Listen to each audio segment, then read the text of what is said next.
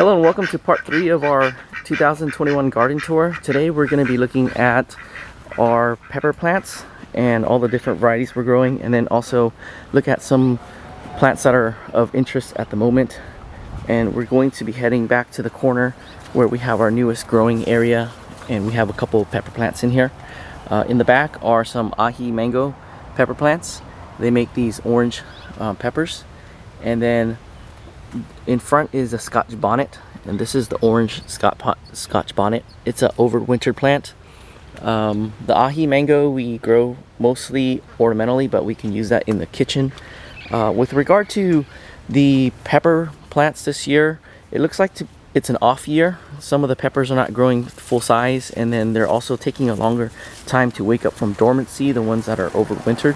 So this is probably one of those years that is going to be an off year, but it's good that we get peppers nonetheless. Where we're walking is another newer growing area, and we have beans and strawberry popcorn planted here. The strawberry popcorn's up there maturing, and then down below we have 12 linear feet of the Jacob's cattle bean, and they're ready for harvest now. Let's see if we can shell some of these so you can see them. It's a very interesting speckled bean that is red. There is the Jacob's cattle bean that's gold color or yellow, and they make these rather large size beans, and they're really pretty. We're going to be using them in a chili or even make baked beans out of them. And one reason for us growing beans is that we are building soil.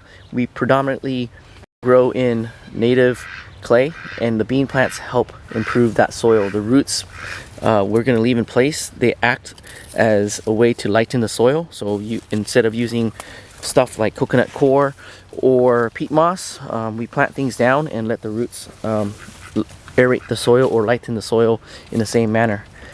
This is a potato plant, and this microclimate is a very interesting good potato microclimate, and we're going to test that out. And then up there is a Atamoya.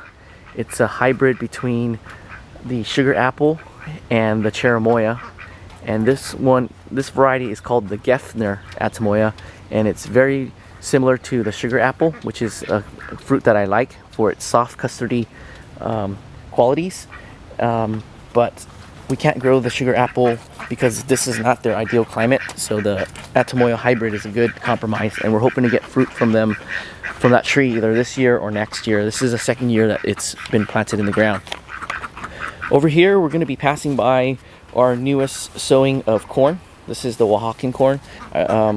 We have so many types of corn growing that we could definitely dedicate a part 4 for corn. So hopefully we'll be able to do that for you. Here are 4 plants from Burpee. We received them this year as their trial plants. So these are varieties that we're trialing, and they will be available to the consumer next year. And we have some fruits on the plants. I left them on there so that we can see what they look like, but ideally I should have removed them so that the plants can concentrate on growing rather than fruiting, because it looks like this year some of the timing has been set back by a couple months. So here is a poblano type. The variety is called Alteno, and next to it is the Anaheim or Hatch type, and the variety is called Desperado. And then over here we get to the spicy side. This is the Demon Red. It's your Tabasco, your Thai chili type of pepper. And then here's a super hot one. This is the Carolina Reaper type, and this is called Armageddon, and it's got some small fruit sets there. And what I want to do is come back and talk about them in a little more detail in a dedicated video once the fruit sets, and we can spend more time. Today we're just going to gloss over all the pepper plants in the interest of time, and I'll talk about individual varieties if there are interests by folks. Here's a Kona Pepper, and here is one that's closer to full potential. From pictures it looks like they get a little bit longer to our fingertips, and that is one that I learned about from my cousin. He was rifling through a Hawaiian cookbook, and he asked me to locate the plant for him, and I just found the seeds, and We sowed the seeds in last summer and placed in the greenhouse in hopes that we would get peppers sooner, but that hasn't been the case. Here we have another bed of bird pea plants. These 3 peppers are varieties that we received as trial varieties for 2020, and they've been overwintered and they're finally waking up and producing peppers for us now. On the right here is a mild pepper, and it's a very productive plant. Normally they get longer than this, and we wait for it to turn red and make a chili oil with it. It's a very nice pepper for that. And then next to it is a sriracha. This is a jalapeno type. It's the spicy variety, or just your standard spicy jalapeno. Great for making pickles. And then over here we have a non-spicy jalapeno called the sweet popper, and this plant has already produced a handful, and we used it in the kitchen to make some pickles and pickled peppers. And then these are plants that we planted from seed. This is an orange bell pepper. We're waiting for it to produce. It didn't produce last year. And then this is a pigment jaune soleil. It turns orange when it's ripened. And this one we grow for fun. I haven't used it in the kitchen yet. So unless otherwise mentioned, most of these peppers are kitchen peppers that we use in recipes. And I'm coming in here, a couple more pepper plants, or one more pepper plant that's in the back. And this one here is a bell pepper type of pepper, and it's I think it's Quattro de Rossi. I'll put the name on the screen, and it's waking up too. So what's over here that's of interest? We got our Golden Bantam 12-row corn that's finishing up. We got a nice filled out ear yesterday night, and these heirloom corns, they're best when you eat them after harvest. So we don't get this big basket of corn harvest because I'm not going to be able to sit through and eat a whole basket full. So rather I come and take out however many ears of corn I can consume that day. And so that's why we have corn on the stalks, even though they're ready for harvest.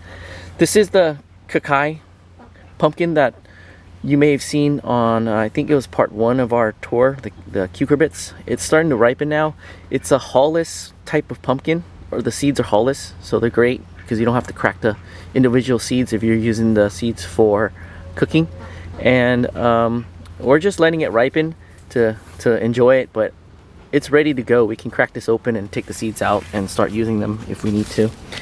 Okay, let's come back through here and find more pepper plants to look at.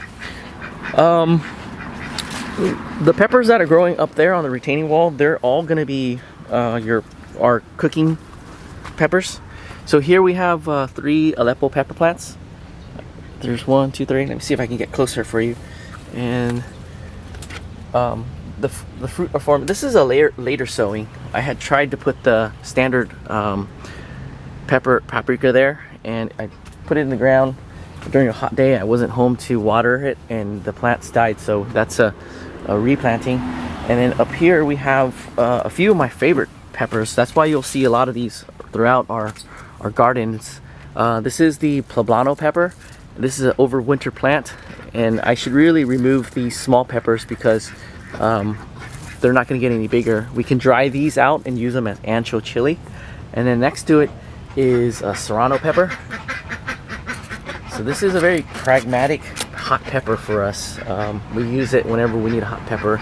It's not overly spicy. The Thai peppers are really spicy, and that unless you can handle a lot of spice, the serrano is a good one for adding spice.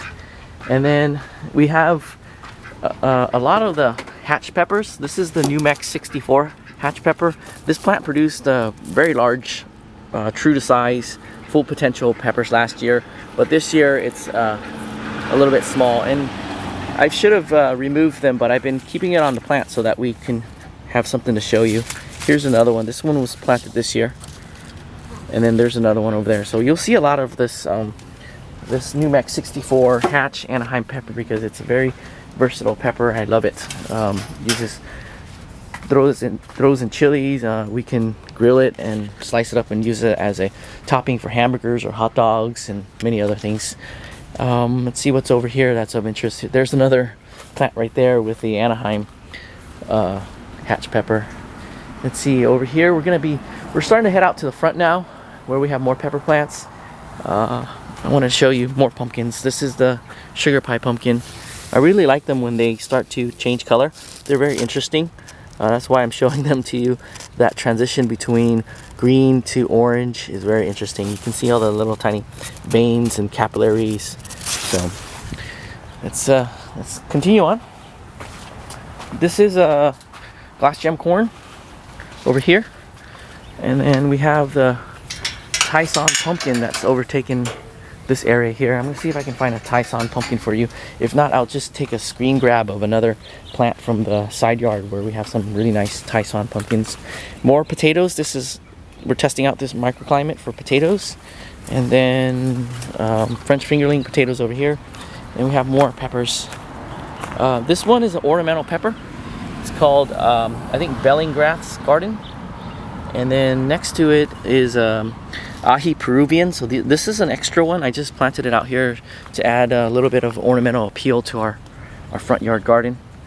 And then here is a seed labeling snafu because the shishito pepper, we didn't have room to plant them this year, but I thought I'd just refresh our seed supply by planting a plant so that we can get seeds for next year. Well, turns out it's a poblano pepper, which is nice because we've been making chili relleno with the poblano peppers, and the chili relleno is a dish that I've been wanting to make for the longest time, and it was a mental block because it seemed like it's a lot of parts to make, but it's actually not after I gave it a try. So here's another Aji Peruvian. So it's the Aji Peruvian is one of my favorite types of peppers because it's a very interesting pepper. It changes color from yellow to green, from green to yellow to orange to red. And here's another one. This is from seeds that we saved, and last year we didn't get them to grow this big, so I wonder if they got hybridized with something, maybe the Anaheim or even the poblano. So we'll have to investigate, and if this has been hybridized, then we need to replenish our seed supply. And then we're gonna come over here and look at some other ones. So this is another poblano pepper. This was a plant that was given to us by our friend Fanny's in the Garden. And then over here is another poblano. So the variety that I really like is the San Luis. It makes these large poblanos, and we made some chili relleno with them, and I'll put the picture on the screen for you to see. It was a really good dish to make. It's one of my favorites. And then over here, these are the Thai rooster spur chilies, and the specific variety is, let's see if we can get that on there. It's Prick Chi Fa, if I'm pronouncing it right. So they make these really long peppers. I actually sought these out because I wanted to make a true or more authentic version of sriracha. The rooster Hui Fong Foods, the people that make the sriracha that everyone's very familiar with, that's a adaptation of from peppers that are available to Southern California, to where the guy uses. But the real authentic pepper in my research is that rooster pepper. Here we have some more peppers. These are the Kimo Peppers. They make these long peppers, and when they dry up, we're going to make a pepper powder out of them. We had grown all these in hopes of harvesting the green ones to make a condiment called yuzu kushu, but our yuzu tree is not, the fruit is not ready. They're very immature. One thing with this patch here, you'll notice that the leaves have yellowed and dropped, and I'm not sure what happened. I'm pretty sure what happened. I gave it a feeding of a liquid solution of a 0-10-10 solution. I thought I would feed it, and I think I might have overdone it. So that's something to watch out for.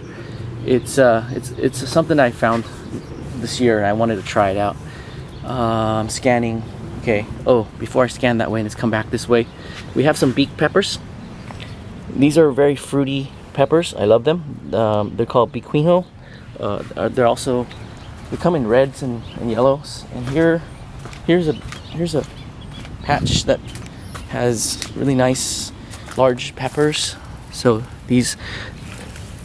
they're also known as teardrop peppers, but you're more likely to find them under Beet Pepper and more likely to find them under Biquinho.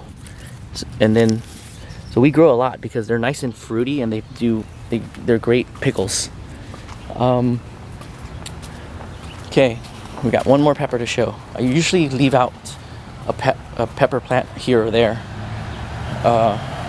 So here is the Hobito, and we grow this ornamentally.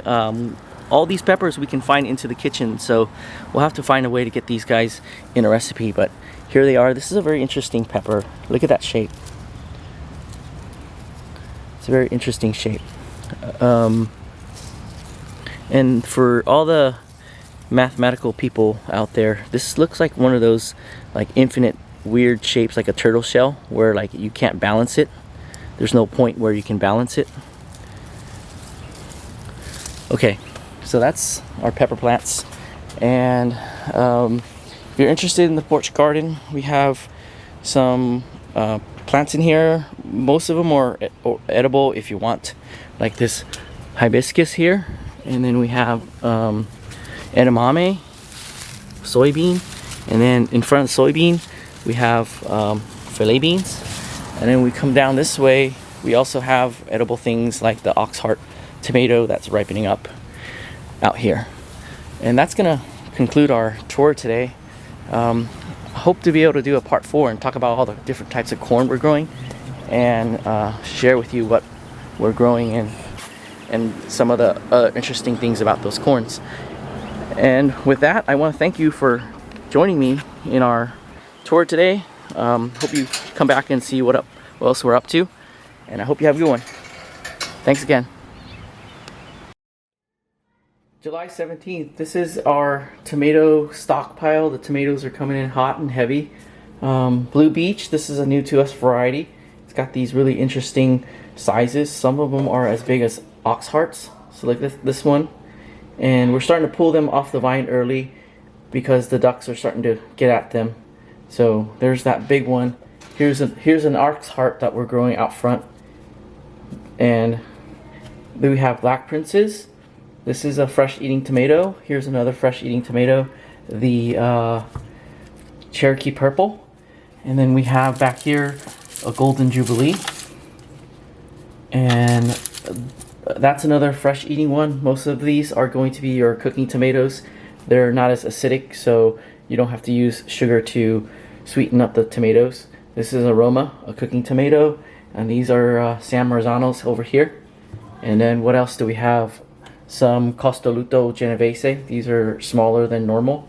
So we have our tomatoes, and we're going to be using these up in chilies, spaghetti sauces, and other dishes that need tomatoes, like Spanish rice and the like. So yeah, tomatoes.